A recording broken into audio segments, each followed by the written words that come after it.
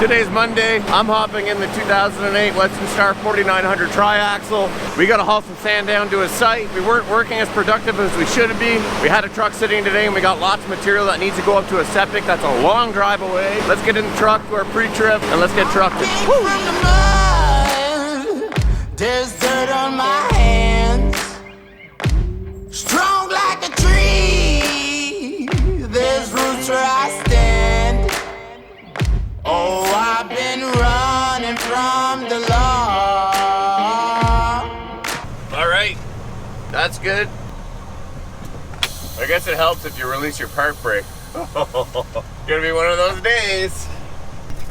Gonna grab some septic sand. Yeah, definitely. They always change up locations here in this pit.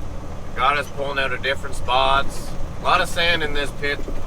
I remember being in here when I was like really young, and what you guys are looking at, the water, it all used to not be water. And it was pretty crazy in here. Over the years, it just got eaten away. Obviously that's that's the main thing with the pit, is it's gonna get eaten away, but I don't know if they have a plan to expand and get more, but I don't think they'll run out anytime soon. I don't think they will.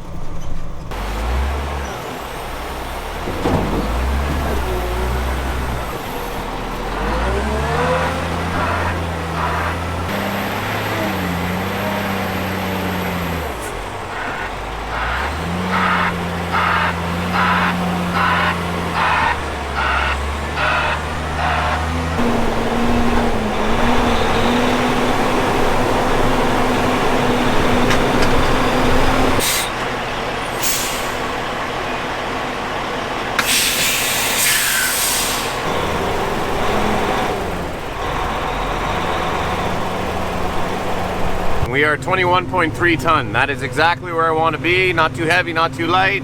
All right, we made it here to site. Now you guys have seen this site before, and on Instagram as well, we posted about it. So we dug this entire house. There's the septic tank, and that's what the sand is for, obviously the septic. We got to take all this stuff out, but some of it's gonna use as backfill, but it looks a little rough. So right here, this is the house that we dug. We put in all the clear stone, all graded up around the back.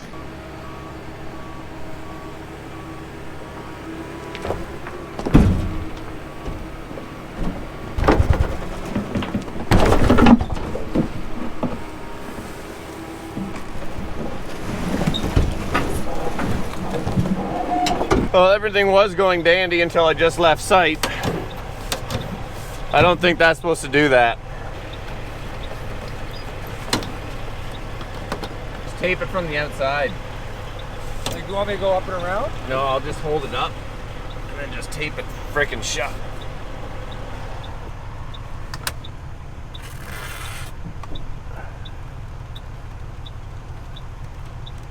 Well, hopefully it holds and doesn't fall down when I go over a bump.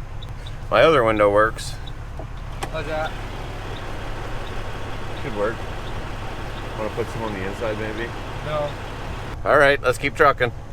So I'm just driving out of the pit here. Don't mind the crazy toque here, but I was just wondering, after every load, at least around here, you know, everyone always says thank you. I was just wondering if that's a Canadian thing, because we always say sorry and thank you and stuff. Wondering if that's like at every other pit, like whenever you're done loaded, you go, you know, thank you. I don't know. I was just wondering that. Just things that running through my head while I'm sitting here driving the truck, being a trucker, baby. Being a trucker. All right, ladies and gents, that was a total of 5 loads today, and I've been trucking for 7.5 hours, almost 8 hours now. It's a long haul, but we're just leaving site. I'm headed to take this to the shop, mechanic shop. That's where I'm taking it. They're gonna fix the window. He thinks it's he says a regulator? I don't know. Some part. I'll let you guys know what it is. But piggy bank continues to be a big piggy bank. Oh yeah, one more thing. I've said it before in a video, but I want to say it again. If you're a vehicle and you ever get stuck behind, I better put on my seatbelt. If you're a vehicle and you get stuck behind a dump truck, I can't tell you how many times today there was cars behind me that I didn't even see them behind me because they were riding my butt so friggin' close. And all I gotta say that doesn't make a dump truck go faster. All that does is make your windshield get cracked. Not that there should be anything on the truck that would fall off, but I mean, it's just not good practice. Don't follow close to a dump truck like that.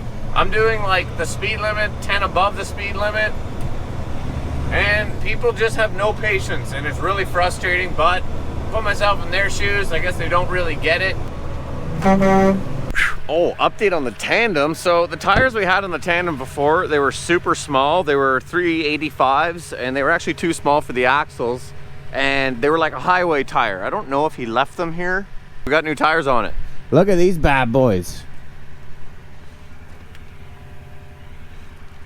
So these are 425s. This is the size that's supposed to be on it. Sweet.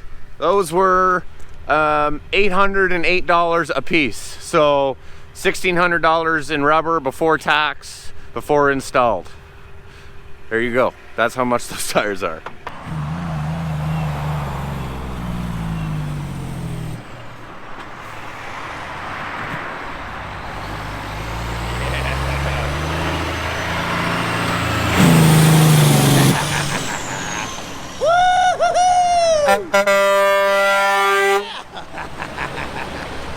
Oh, beautiful. All right, down here on site, we're back at the, I think the lads have a joke for this project. It's called the Ski Hill Lane.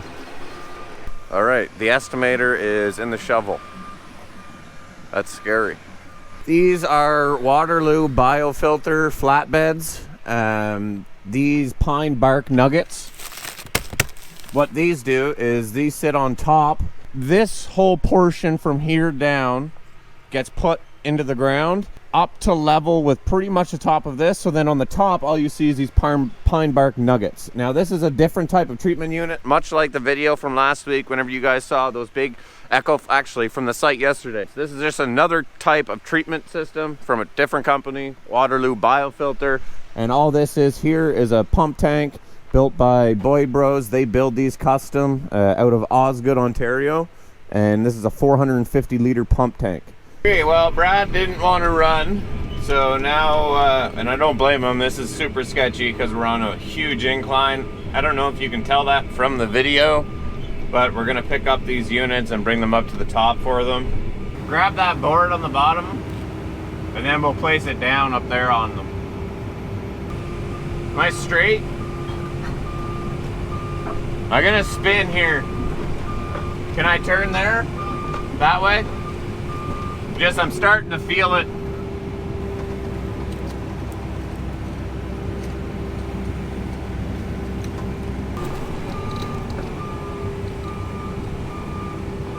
Right on, just making sure you guys are there. One down, one to go. Woo! I tell you though, these Komatsus, they're balanced really well. Ah, you're getting better now. No, don't say that.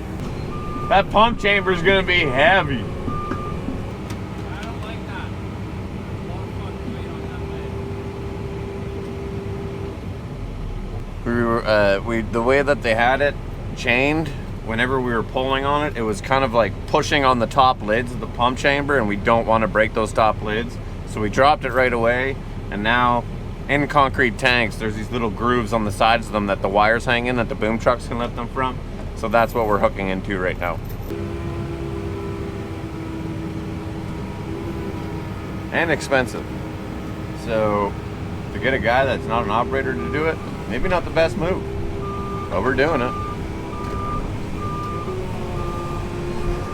I had no weight on my back track. I was spinning and couldn't turn because I had no weight on my back track. So all I did was I brought the boom into the machine to kick more weight to the bottom track, and then I could make my turn.